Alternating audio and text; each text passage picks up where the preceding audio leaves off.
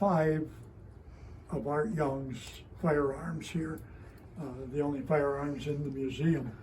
Up above is Art Young's 12-gauge shotgun, model 1897.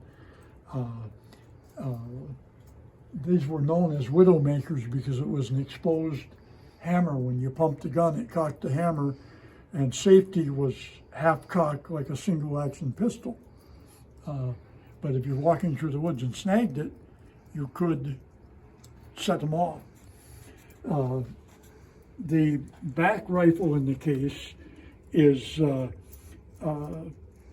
Art's heavy-barreled 22 caliber rifle. And the front one is the only marking on that firearm, that was his big bore rifle, was Mannlicher, which is an Austrian firearms maker. In showing people through the museum, I mentioned to a guy that I didn't know what caliber, and the guy did get me the documentation on that Mannlicher rifle. I believe he said it was 6.58 millimeter, and that the British referred to that as a 257 with a different measuring system. The pistols, the one in front here with the walnut handle, the one with the walnut handle is a double action Colt Army.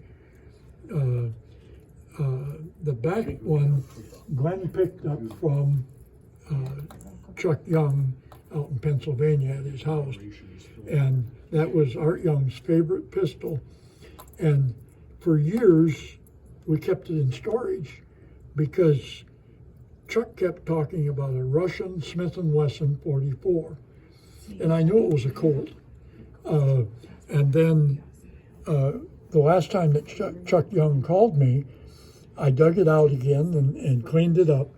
And it is marked on either the barrel or the extractor mechanism, Russian / Smith & Wesson 44 Special.